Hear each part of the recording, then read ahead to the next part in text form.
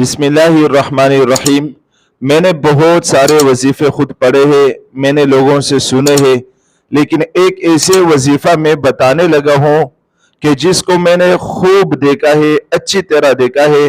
ایک ایسے آدمی تھے جن کے آنکھوں میں کوئی مسئلہ تھا، بڑے بڑے ڈاکٹروں سے علاج کروایا، بڑے وظیفے پڑھے، لیکن اس کو شفا نہیں مل رہی تھی۔ اسی طرح بعض خواتین تھی جن کی اولاد نہیں ہو رہی تھی، کئی سال گزر گئے لیکن ان کی اولاد کا کوئی امید نہیں بن رہی تھی۔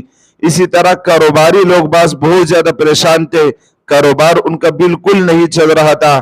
تو انہوں نے جب یہ وظیفہ پڑھا ان سب لوگوں نے، تو وہ سب کے سب ٹھیک ہو گئے۔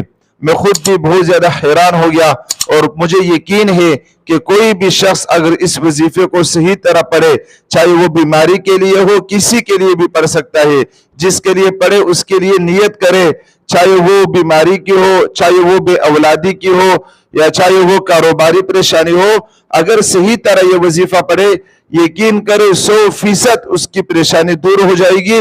لیکن وظیفہ مشکل نہیں ہے، بہت آسان ہے۔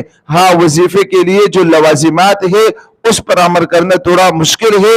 اگر صحیح طرح عمل کر کے یہ وظیفہ پڑھا جائے تو انشاءاللہ تعالی آپ کی پریشانی مکمل 100% گارنٹی کے ساتھ انشاءاللہ تعالی دور ہو جائے گی۔ پڑھنا کیا ہے؟ قرآن کریم میں اللہ تعالی کے 99 نام ہے شروع میں۔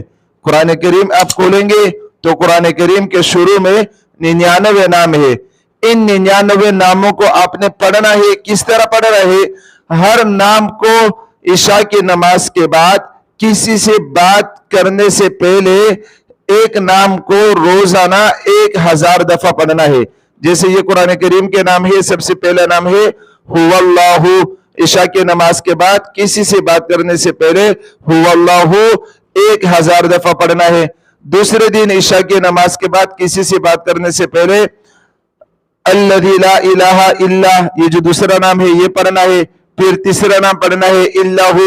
اسی طرح ہر عشاء کی نماز کے بعد کسی سے بات کرنے سے پہلے اللہ تعالیٰ کے 99 نام جو ہے قرآن کریم کے شروع میں جو ہے، اس میں سے روزانہ ترتیب کے ساتھ ایک نام 1000 دفعہ پڑھنا ہے۔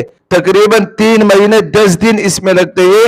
جب یہ نام ختم ہوں گے روزانہ عشاء کی نماز کے بعد ایک نام 1000 دفعہ کسی سے بات کرنے سے پہلے پڑھنا ہے، آپ نے 10-15 منٹ لگیں گے۔ انشاءاللہ تعالی یہ وظیفہ ختم ہونے سے پہلے آپ کی پریشانی گارنٹی سے دور ہو جائے گی۔ ہم نے خود اپنے آنکھوں سے دیکھا ہے کہ لوگوں کی پریشانیاں اس وظیفے کی برکت سے دور ہو چکی ہے۔